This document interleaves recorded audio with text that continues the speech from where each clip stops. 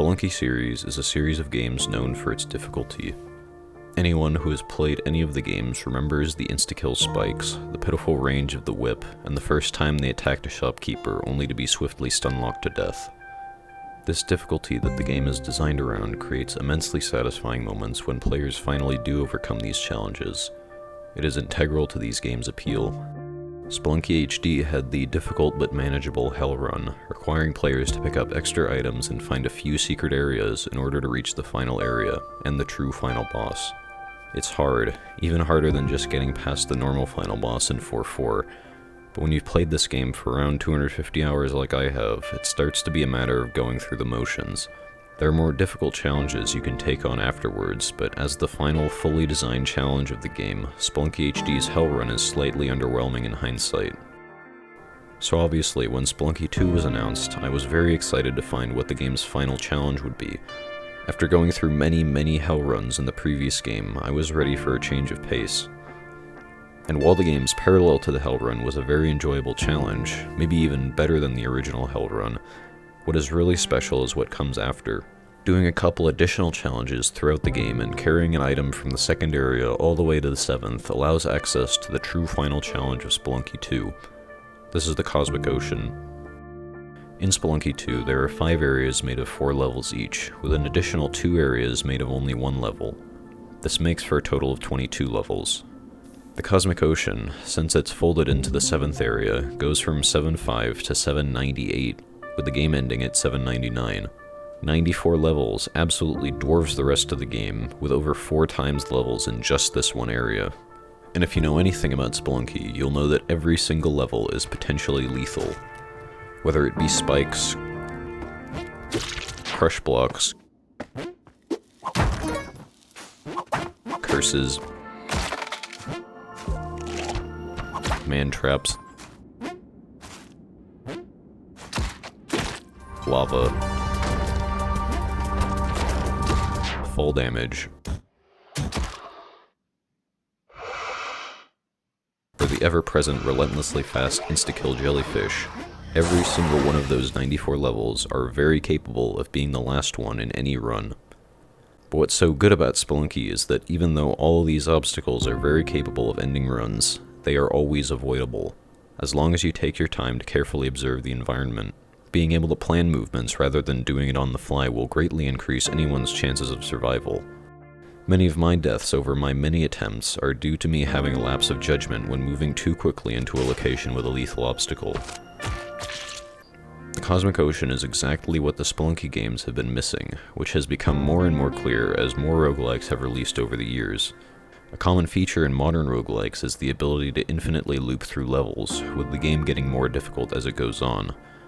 Games like Risk of Rain and its sequel allow players to loop back through the game's sequence of levels to get more items, a mechanic which has been picked up by games like The Binding of Isaac and its later DLCs. Looping is a different kind of challenge. It's an endurance challenge. How far can you get through the game before it simply becomes too challenging? In hindsight, Spelunky is the series that has by far benefited the most from this sort of endurance challenge, which is what the Cosmic Ocean is. The sort of challenge presented by the Spelunky games is not the mastery of a combat system like most roguelikes, but it's rather a test of how effectively players can navigate levels in safe ways. The games primarily test the analytical skills of players rather than reaction times.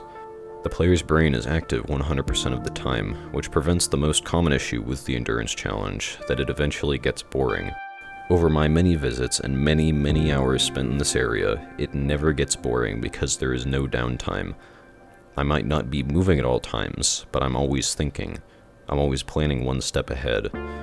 You have to do this in order to survive. Additionally, there are no items found in the game that detract from this. No item which prevents lethal fall damage or death from spikes. There is no way to subvert the challenge, no secret trick to get through levels easily, and the only way through is the hard way. And as you meticulously and analytically move through each and every level, a beautifully atmospheric and calming piece of music plays, helped by the game's procedural music system that arranges songs on the fly.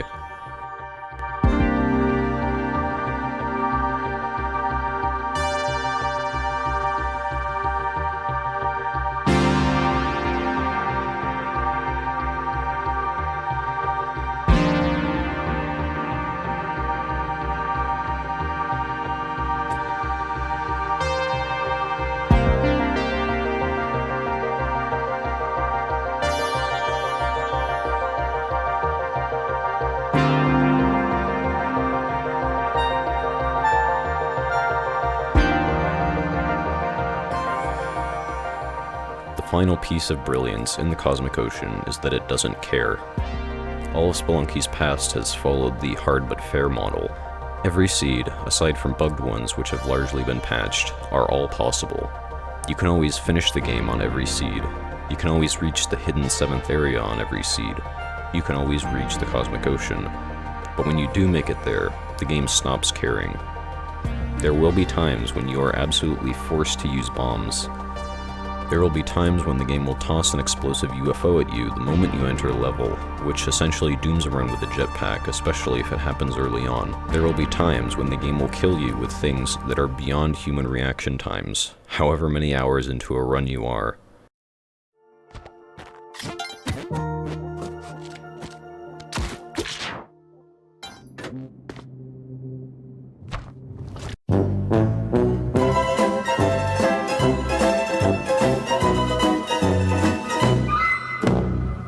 This should be unequivocally a negative, right? Ideally, games should care about these things. They should care about their players. Unfair deaths are a bad thing, right? But interestingly, I didn't really care.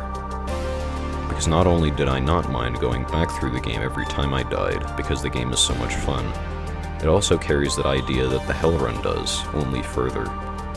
The more difficult the game is, the more satisfying it is to finally overcome. And I can say, as someone who has made it all the way to 799, it is so absolutely, utterly satisfying to overcome a challenge that does not care about the player. The game didn't care when I got cursed on 790 and died on 793. It didn't care when I got stun-locked to death by a Tiki Man for over 2 minutes, but every previous death makes that final victory all the sweeter. I'm so happy that I can say that I finally became one with the cosmos and finished Spelunky 2's hardest challenge.